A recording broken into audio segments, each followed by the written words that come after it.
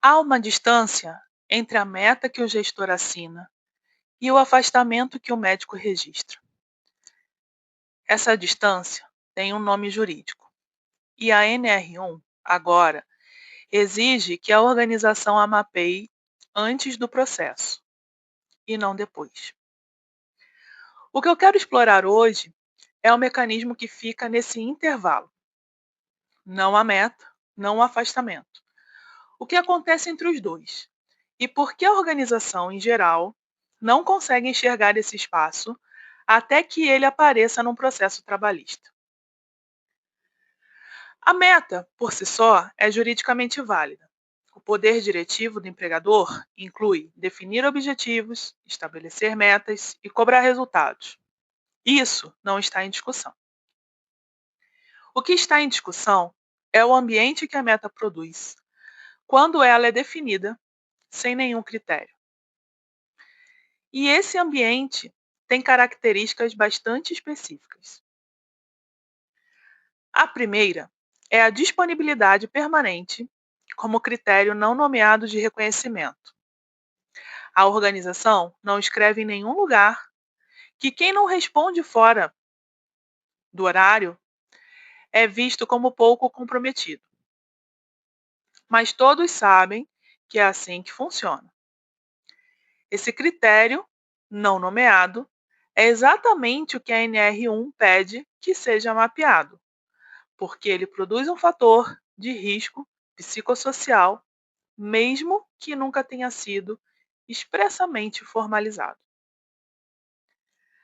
A segunda característica é a cobrança que não distingue contexto. A meta é igual para todos, independente do momento de vida do trabalhador. A organização precisa de resultado e trata o trabalhador como variável de produção, não como um sujeito, com história, com limite, com necessidade de reconhecimento, além do resultado. A terceira é a invisibilidade desse custo. O afastamento aparece como ausência na folha, o processo aparece como passivo contingente no balanço. O mecanismo que produziu os dois nunca aparece em documento nenhum, porque nunca foi nomeado. Quando o único critério de reconhecimento que a organização oferece é o resultado, você existe enquanto produz. Quando para de produzir, você deixa de existir como sujeito e passa a existir como problema. Honneth chama isso de reificação. O TST já reconhece esse padrão nas condenações por dano existencial, quando a organização transforma o trabalhador em instrumento de produção a ponto de comprometer a sua identidade, os seus projetos de vida, a sua saúde mental. A atualização da NR1 em 2024 mudou o enquadramento jurídico desse problema. Os fatores psicossociais, que incluem cobrança de metas, ausência de autonomia, pressão por resultados, o assédio organizacional, passaram a ser objeto obrigatório do gerenciamento de riscos ocupacionais.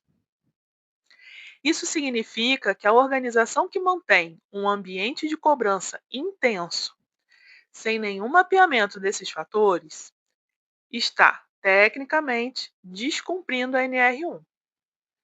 Não é recomendação, é obrigatório e gera passivo em caso de omissão. E o passivo funciona assim: quando o trabalhador afastado por burnout apresenta histórico de cobranças, registro de metas e até os dados de afastamento da equipe no mesmo período, ele está construindo o nexo causal que a organização deveria ter documentado primeiro. O que não foi nomeado no PGR não desaparece, aparece no processo nomeado pelo trabalhador. Vejo no meu trabalho como advogado uma situação que se repete. A empresa apresenta o documento de compliance, questionário de clima, programa de bem-estar. O juiz olha para esses documentos e pergunta: o que foi feito com essa informação? Qual foi a medida de controle implementada? Porque documentar o risco sem agir sobre ele não afasta a responsabilidade. Em alguns casos, reforça o nexo.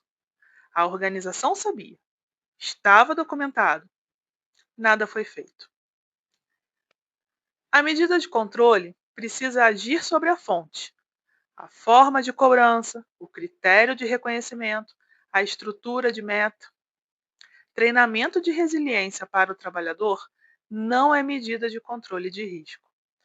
É transferência do problema para quem já está sendo instrumentalizado por ele. A pergunta que eu faço antes de qualquer análise de risco psicossocial é simples: o que a organização documenta como risco e o que ela efetivamente controla? Quando a resposta para a segunda pergunta é diferente da primeira, o intervalo entre as duas já é passivo. Isso é Maria Madalena Podcast. Nos vemos no próximo episódio.